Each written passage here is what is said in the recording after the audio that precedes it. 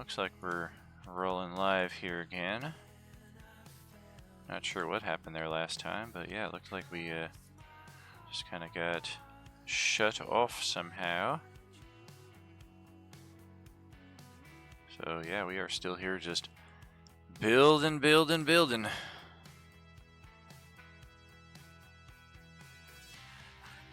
Strixhaven Year 1 add-on, okay. Just a lot of monotony here. Adding all of these things one at a time.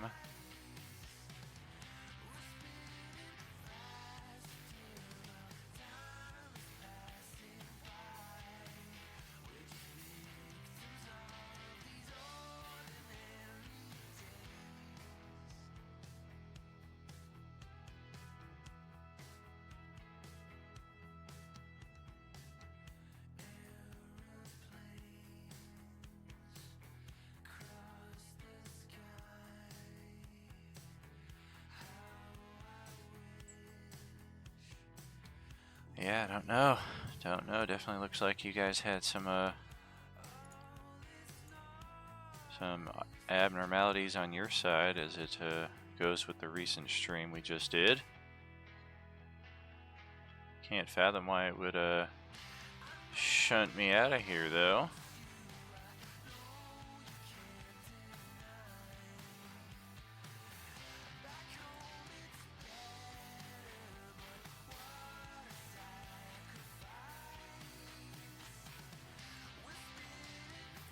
So much to add on though. I don't know, maybe. Can't imagine it would give a shit, but there we go. Alright, fantastic.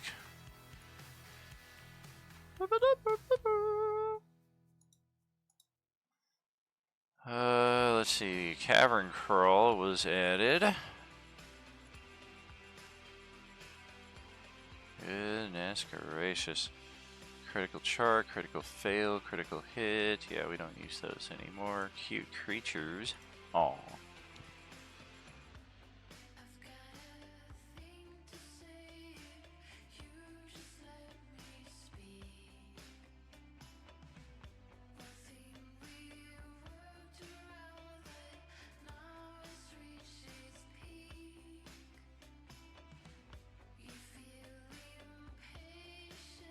Sure is taking a while. There we go.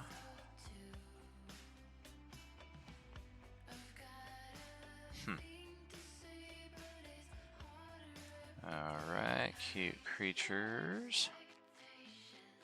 Dan's Deck of Instant Dungeons.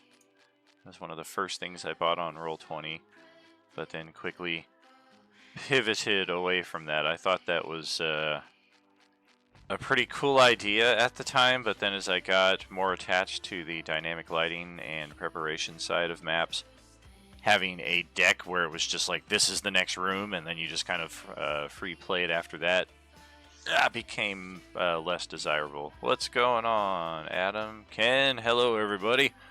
Yeah, I don't know what happened with that last stream right there. I was talking for 20 minutes straight, not one bit of interaction. I could see that Diego and Josh were watching, but it still said 0 viewers, so I don't know what happened with that last one. Just a weird glitch stream. Alright, but we're gonna check out the Instant Dungeon again. Deck of Riddles, Deep Magic Volume 1 add-on. What is that going to add on?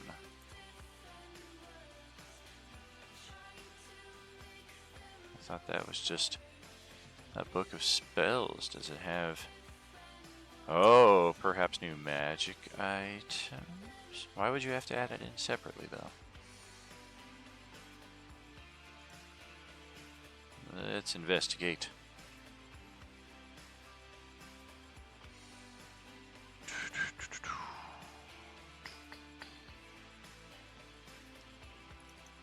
So yeah, here's how the Instant Dungeons deck would work. Just start off on this blank screen, and then here's your first room. Alright. Pretty sweet setup. I don't know why they don't snap to the grid, so you gotta kind of be a little precise in that respect. And then after you finish that, your next room is... Nope, it's a crossroad. So, kind of a cool setup. Definitely something we can make use of at some point in the future. Multi-sided. Are there? Ah, okay. So what do? You... Nope. Whatever. Not anything that we're going to be delving too much into. We came here for the deep magic stuff.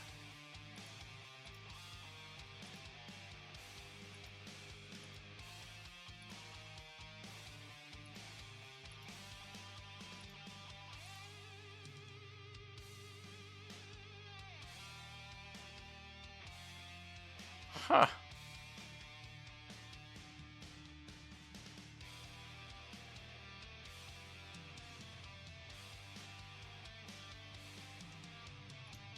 Interesting.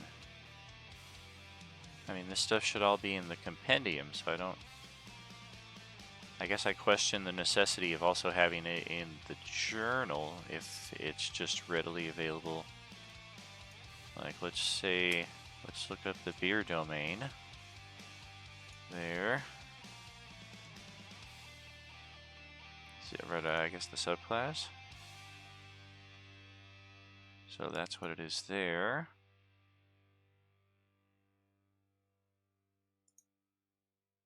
And then right here, I mean, yeah, this is how it looks in the book, so the difference is the artwork. Otherwise, it's same information. Huh. Whatever. I guess that's the answer, though. There might have also been magic items if I had taken a little more time there, too, so... Definitely something that might have more to it than I'm aware. Alright, well, with that being the case, let's add the Deep Magic Volume 2.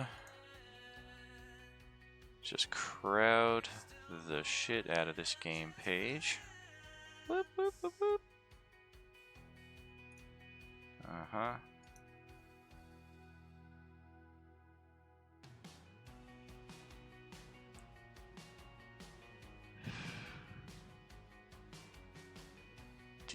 Necropoli. Alright. See what the heck that is. Something tells me it's German. Or Austrian, maybe.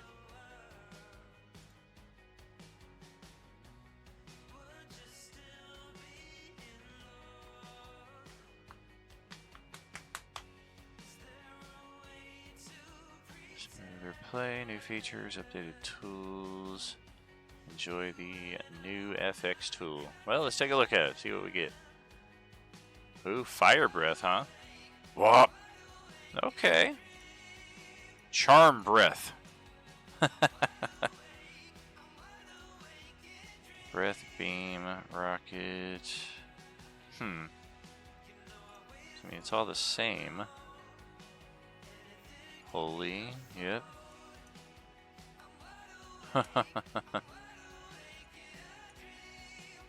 That's kind of cool.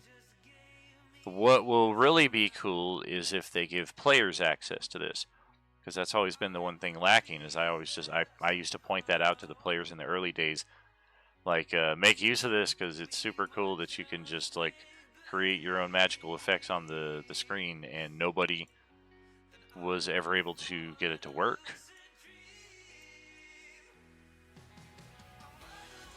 Otherwise, for my side, it's still the same effects. It's just a different format of how to access it. But yeah, we were looking for D Necropolis or something. Yeah, what is this here? Yar!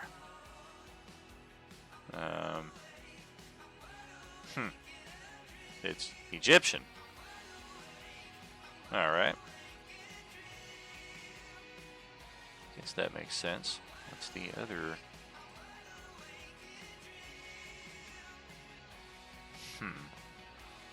Not the traditional kind of map that we would use, but might be something that has use in the future. You never know. Oh boy. Alright, I'm gonna go grab a Diet Coke here. Be back in just a second, friends. Oh goodness.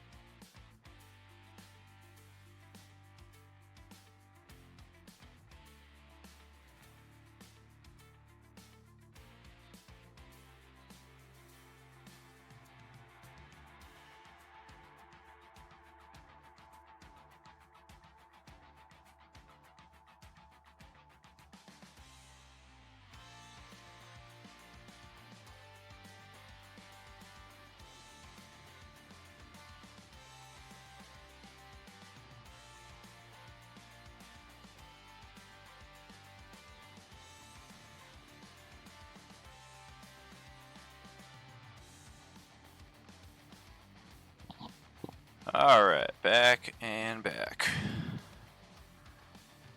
So, door puzzles, yeah, those are always fun. Don't need to load those in for this, though. Drow Hard, 3 levels of sheer adventure. Well, okay.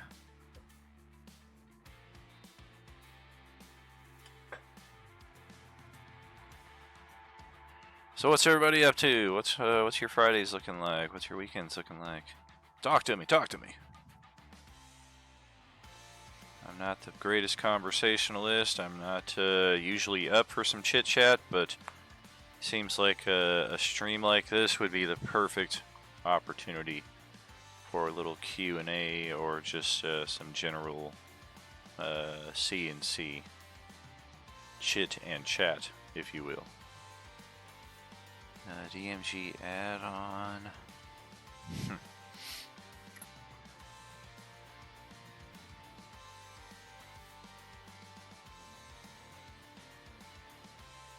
I think those are tokens.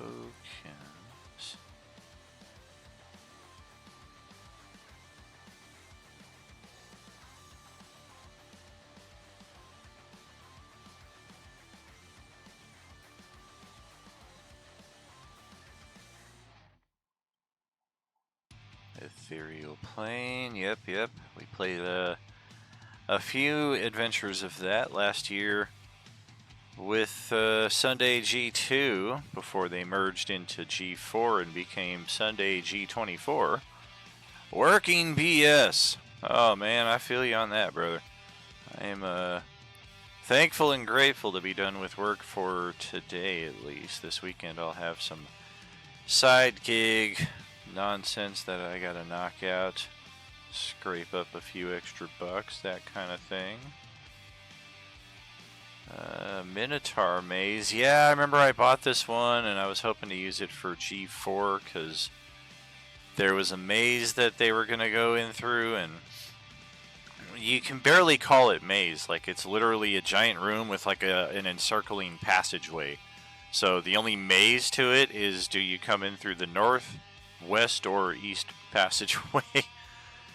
And then, of course, that's when I found some of the more devious mazes that stymied our Sunday G3 group for, I want to say, 6 sessions.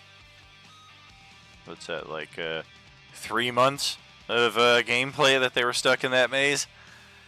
Easiest DMing gig I ever had. Just watch them running around back and forth, back and forth. Alright, now we got some dynamic setups here.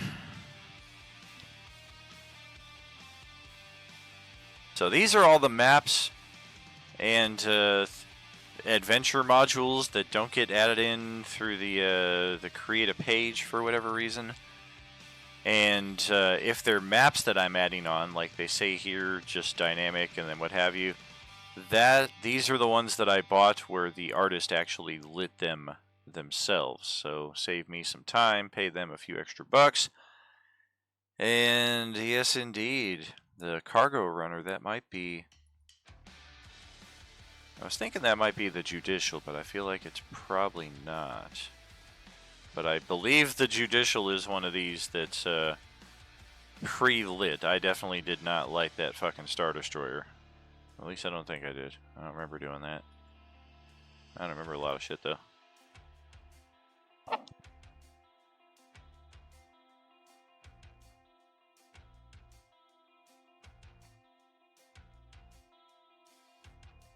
I'm glad you enjoyed it, Adam. I know at least one person in the who was in that group who was growing particularly frustrated with it, but it was definitely something that I had a lot of fun with. So what did we do? City Docks? I lost track here. Yes, we did City Docks. Desert Dungeon, I believe, is where we're at.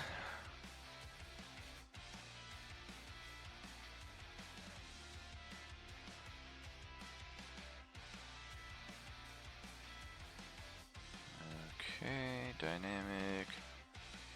Pyramid Temple. Oh yeah. I kept our core group of gamers occupied with this Pyramid Temple for,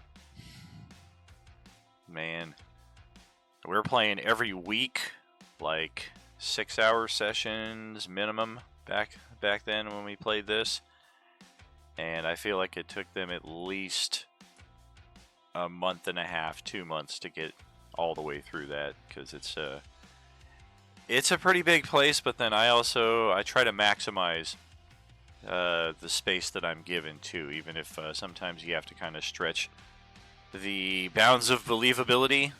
Sometimes it's just how it is. Sometimes you want to have a little bit of that video game logic in your TTRPG. Sometimes you want it a little bit more foundational and true to the laws of physics, but I never fucking took physics, so I'm just kind of like, whatever. I think that's up and that's down. I'm kind of beyond that, is like, whatever. That's physics, right? Up and down? Up, down, down. Left, right, left, right.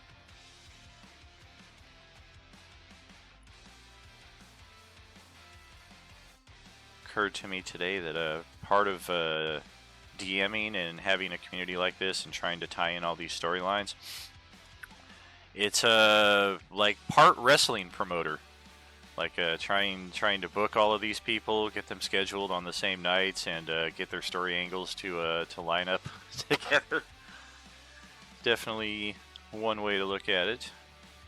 Biomechanical.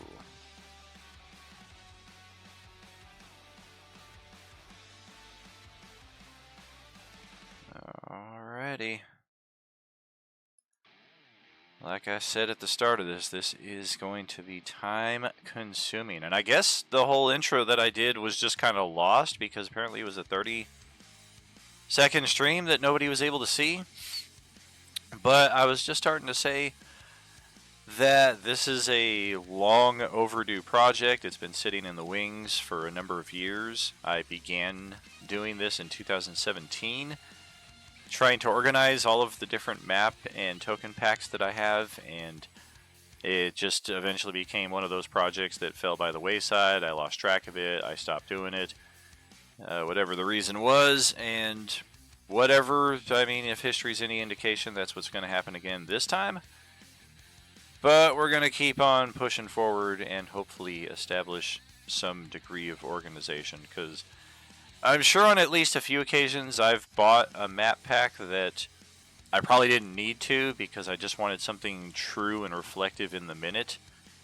But it could have been something as simple as a specific kind of door or table or magic item or any kind of scene dressing that might not be located under the keyword that I would think to search for it, but it's likely included in a pack of tokens that I already own.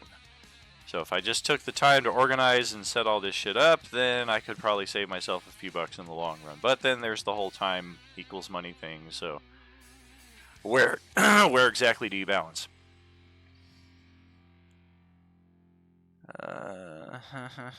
Ice Caves up next. Okay. This was maybe the first dynamic dungeon that I bought, and I don't think the party ever made their way there. So we've got some ice caves, potentially for use in the future. The mines I do believe we played, possibly even if they're the same mines, as recently as Monday Night Crew, this last Coalescence campaign.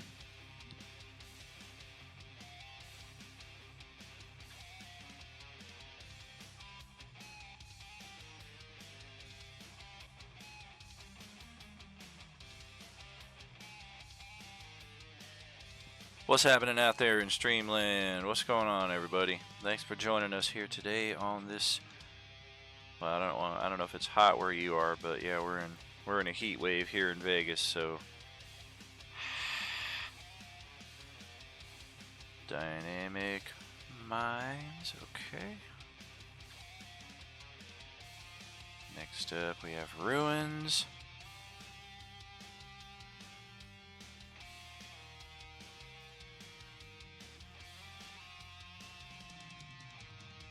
And sewers.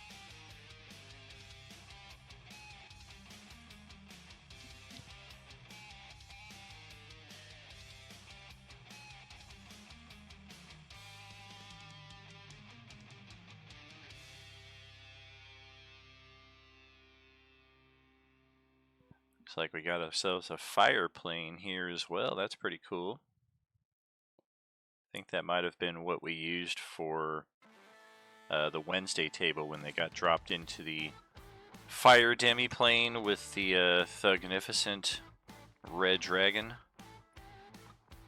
And then if I caught a peek of this correctly... yeah, the Habitation Ring. That's where G3 got into their week-long scuffle against the Cactuar. A fun little map, also where we met Dr. Karen, one of the shorter-lived NPCs. I wonder why. Ivory Ruins Desert. That does not sound familiar.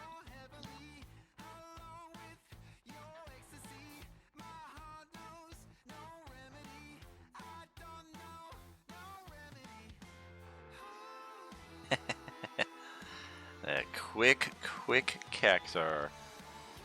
A lot of fun playing that thing. Dr. Mega Ultra bitchy Karen. She wasn't even bitchy. She was just in a state of lament. And our party felt like picking on her. Dynamic Keep. Huh. I want to check that out.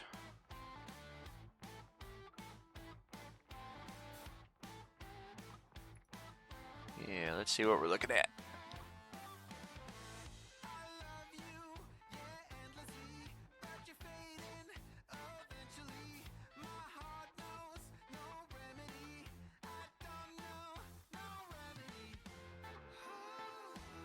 Alright. Nagatomi cloning facility. Where did this come from? Oh, is this from the Drow Hard? I get it now. So it's like Die Hard, it's a Christmas adventure, but it's like for Drow. That's funny. And it's the Nagatomi Cloning Laboratory? Okay. That's fun. What's the token library, though? That's what I wanted to look at. The different Drow. Okay. This is cheap vintage wine. Ain't wasting none of the good stuff on her, huh? Wow, look at all these maps! Woo, woo, woo! Yeah, here was one possible starship for our previous Coalescence campaign, but it was smaller even than the Dragon Lotus that we used for our collective parties at the beginning, so it's a cool map. It's something that could still have use someday. I'm sure it will. I don't see why it wouldn't. But the original intent for it definitely kind of went by the wayside. Oh, here's the desert dungeon. Oh, yeah. Right. I did send... This is actually where we did our first open table campaign back in late... Yeah, maybe like this was year 2. This would have been 22 into early 23 when we played the open table games, and it was like most weeks like just 2 or 3 players, and it was usually just Don and Justin, and occasionally Ben would show up, and that kind of defeated the purpose of the open table games because I wanted to meet new players. I wanted people. I watched a lot of D&D streams, and a common thing that I saw from people who were also watching was like, wow, this looks like a lot of fun. Can I play? So I thought, well, maybe I can kind of tap into that interest from the player base and provide a game. That was all the intent was a game for a number of players who were not part of the community. And for whatever reason, well, I know the reason now. My marketing and my connecting of the dots are not always the best. The reason we never got any players for those games is because I was constantly recruiting from within the Role-Playing Unlimited Discord server and Facebook group, which, granted, the Facebook group has like 600 plus people, but they're all friends of one person, and they all don't necessarily play D&D. They're kind of in the community, but they're not necessarily like hardcore gamers. So we never found any players. And then at the beginning of 2023 is when it dawned on me, like, well, maybe instead of trying to recruit from within my own Facebook group, maybe there are other Facebook groups dedicated to finding new players. And ding, that's where all of a sudden, where like 90% of you came from. Either you posting that you were looking for a game, or me posting that I was looking for players, and you jumped in from that. Yeah, we've got all these beautiful maps. Oh yeah, look at this. Familiar ground right here. Don't throw no fireballs there, Sarge.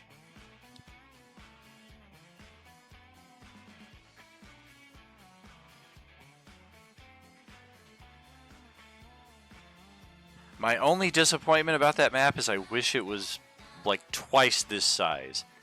It's just not big enough for a habitation ring for like the scale of the battle that I wanted to run. I don't need it to be the entire ring, but like give me a quarter of it or so. Like you're giving me like less than that here. Oh, okay, here's that dynamic keep. Wow. Yeah, this I don't... No, this was used as well, wasn't it? Goodness, when did we use this? That's a good thing when the DM forgets that when we specifically used it, it's almost guaranteed the players aren't going to remember. And I feel like what we did use it for was so fleeting. Like it was just like, okay, here's the keep, we're here to defend it, or probably something in that respect. But yeah, I don't think we spent a terrible amount of time there. We definitely never went down here. Are these all secret rooms? I think they are. Wow, that is some piss poor dynamic lighting right there. Any player worth their salt is going to spot this secret door like nothing. Just for future map designers or aspiring map designers. That's how you want to do it. You want to line it up as close as you can to the existing lines so it blends in perfectly. Yeah, this might have been their first go Add some dynamic lighting. Some of these lines look a little crooked. Like they didn't use the line thing, like they actually physically like just tried to draw something with their mouse. Interesting. Nice map overall though. Searched on Facebook and y'all popped up. Dude, I love it. Especially if what we have to offer is what you are interested in. That is something we love even more. Not every table is fit for every player. Not every player is fit for every table. But we have a pretty awesome little family here. And I am just overwhelmed and overjoyed on a consistent basis with how evolved the evolution of Role Playing Unlimited over the 3.5 years we've been doing this now. Okay, so that's our keep. Dynamic lights and spells add-on. This looks fun.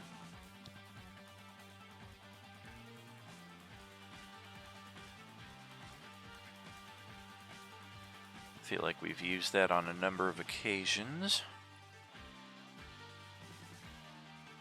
And see, this is like the smaller portion of the maps that we have access to. Next time I jump in to the game page, I'll try to remember to show you. I mean, as a matter of fact, let's just knock that out right now, because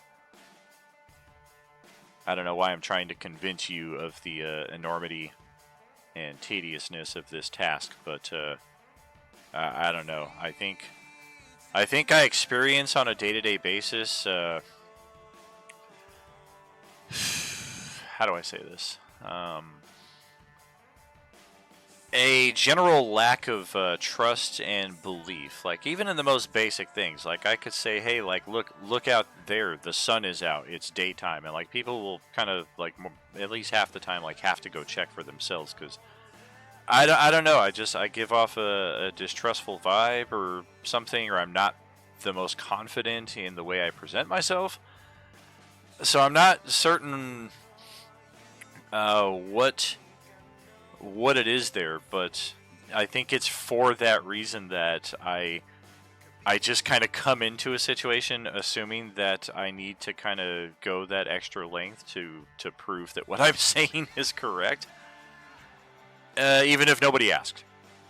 So here are the marketplace purchases. This is what I was talking about as far as outside the game page, everything that I'm loading in here. That's the smaller section of maps. Those are the dynamically lit maps. Those are maps and things that come as part of a Pro Roll20 subscription. They come as part of modules as well that have their own maps built into them. These right here are all of the individual map and token and effect packs that I have purchased or have been gifted by our community over the last 9 years since I've been playing on Roll20, and that's why this is just such an enormously daunting task trying to organize all of this, because yeah, this is gonna take some time.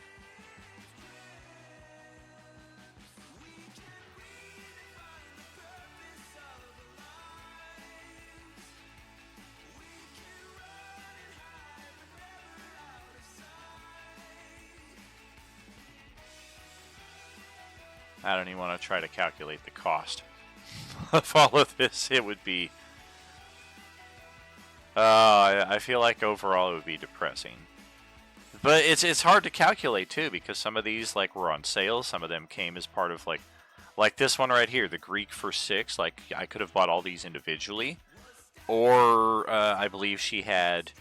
Well, she's easy to remember because I just bought these like 2-3 weeks ago. So she had like 8 of her token packs combined into one deal, which beyond that was even like 30% off. So even then, like trying to guess what the total cost of this stuff would just be a guess. But it's pretty mind-blowing just how many assets we have here. And this right here is number one. Why, whenever anybody presents to me the idea of, have you thought of playing on D&D Beyond? Have you thought of moving over to Foundry? Have you thought of playing on these other virtual tabletop platforms? Yes, but this right here is why I stay Roll20.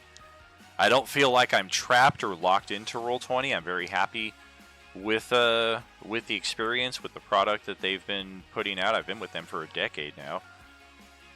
But a lot of these map packs, like it's just a fiscal responsibility at some point. Like, yeah, you might get a few extra bells and whistles by switching over to Foundry.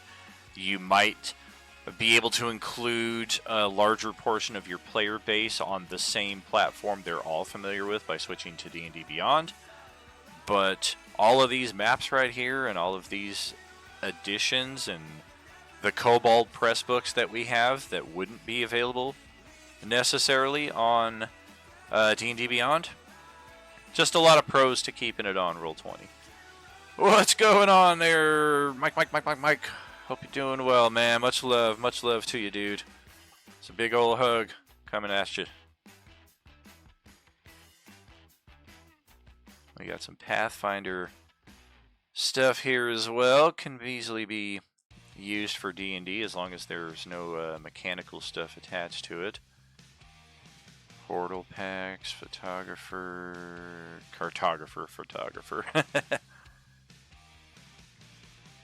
Oh yeah, there's just so much. I haven't toyed around with this too much, but I did buy this last year when I was getting down a puzzle kick. Potion puzzles. This will be something fun that we can definitely do, especially with any of our...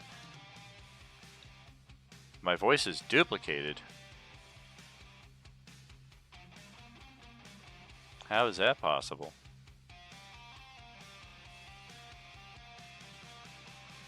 Maybe you're listening to me on two different setups at once. Let me see what it sounds like here.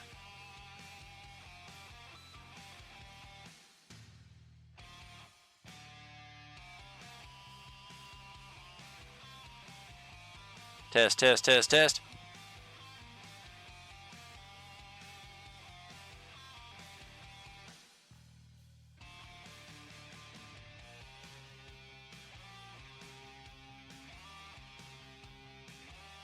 Yeah, sounds okay on my side here too. So yeah, it might just be a something on your side there. Maybe somehow you opened up Twitch twice. I don't know how you would. But yeah, there's these potion puzzles here, which can be pretty cool. Well, that's not going to help anybody. Let's change map layer, and that's still not the most helpful.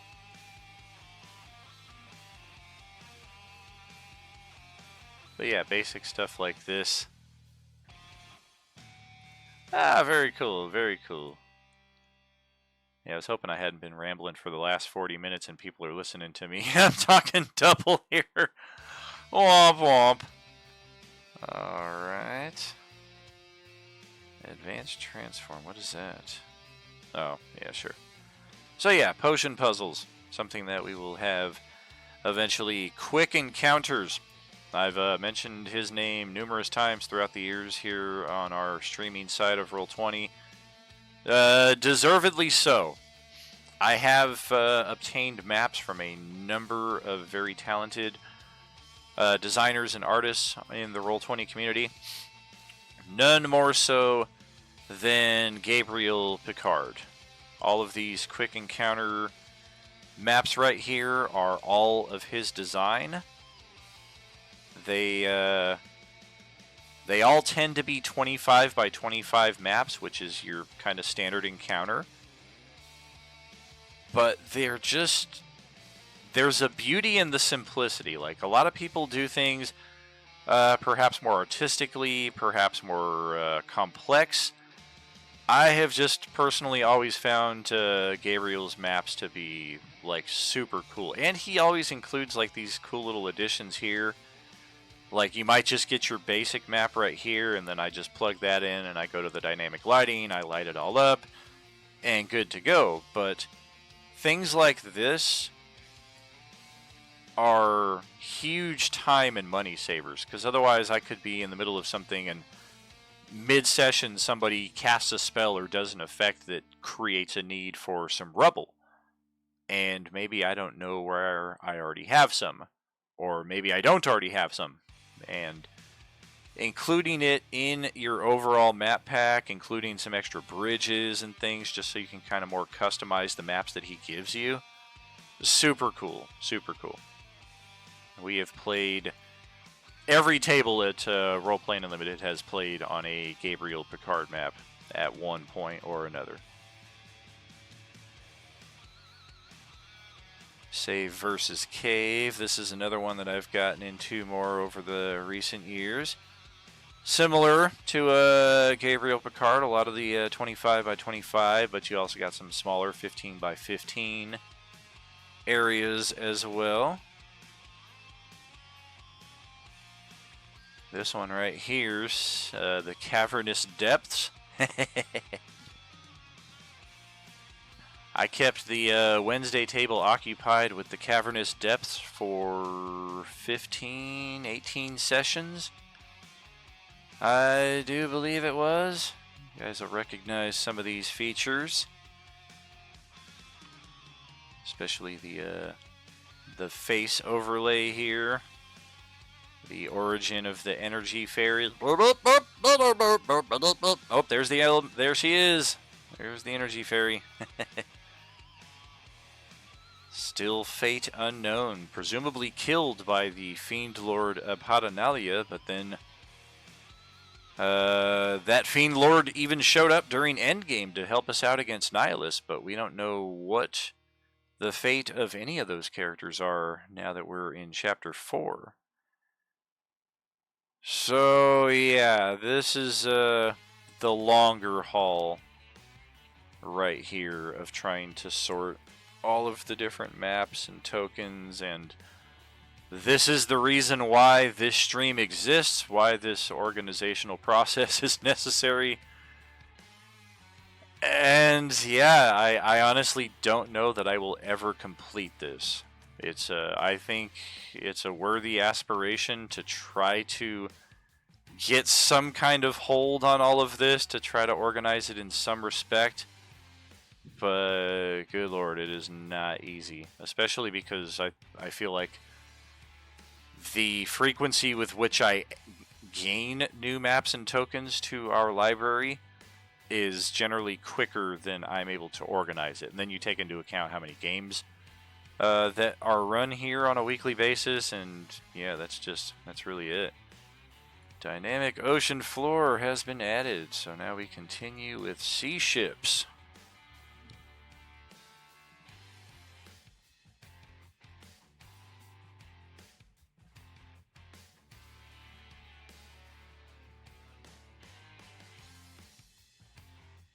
Additionally, J-Man, who is going to be running a new Tuesday campaign here in the coming months or so,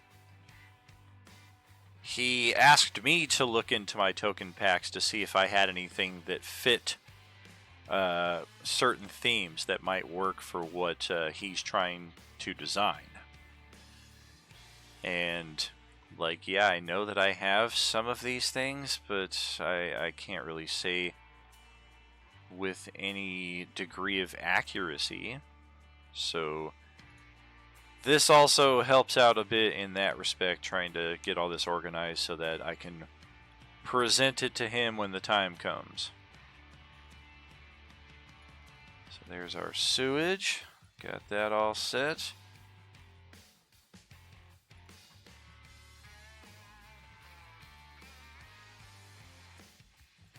Got that dynamic. Wait a minute. Did we already do these? Dynamic Okay, let's kill that. Sewage is the last one we did. So steampunk airships. There we go.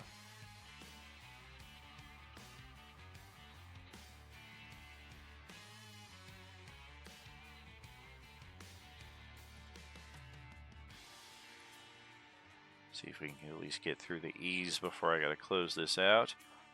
Go pick up my lovely wife from work. And then get a little shut-eye before Friday night Dragonlance kicks off.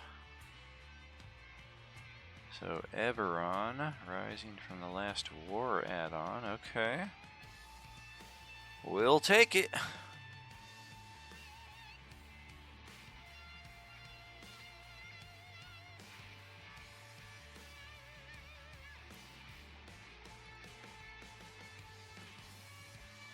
Oh, goodness. I mean, look at that all already. And that's just adding it in. That's not even sorting through it. Like, I don't even know how I'm going to sort through it. I just know I need all of these things in one place that isn't drag, drop, add on, and then try to figure out what it is after that. Like, I need to have all that out of the way first. Enter Hydra. That looks like Marvel. Everyday Heroes maps. Interesting. You can definitely tell this page is already starting to get a little stuttery with the load-in times and what have you. So I don't know. My initial hope that I wouldn't have to do this on multiple pages, might not be reality. Okay, so yeah, I think that'll do it right there. That's going to take us to Ease. And then let's take a little sneak peek here at tonight's Dragonlance game.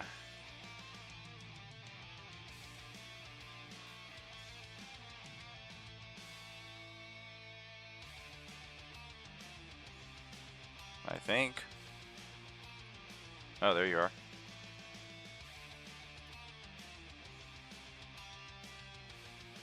So, yes, our characters for tonight's Dragonlance game will be proceeding from the Elven encampment here at Exile's End. They've already left that site and got themselves into this map, I think. Yep. Yeah, we had ourselves an overland encounter with some dragonels, dragon-like creatures. After the canyons suddenly flooded, there was going to be a potential for some giant sharks inside of the flooded canyons instead of the wasteland dragonels over the open flats. So that was where we ended off last session. And yeah, we've got a lot of maps here to come. But yeah, after they finish that, we've got 3 locations to check here. We got a lighthouse, a tower, and a hidden cave. I think they said they were going to go check the lighthouse first, but I'm not exactly positive. So we'll see later on tonight just what they have in mind. Just shoot, like 4 hours from now. So yeah, we will be back with you before you know it, friends. We'll just hang out here for a few minutes on our stream ending screen, close it out with some good music, and a special thanks to each of you for coming to check out this organizational attempt here today. Thank you so much here on Twitch, Facebook, YouTube, TikTok. This is Tragically HP coming to you live from the 100th Meridian, signing off and reminding you as always, there is no RU without you. See you tonight, friends.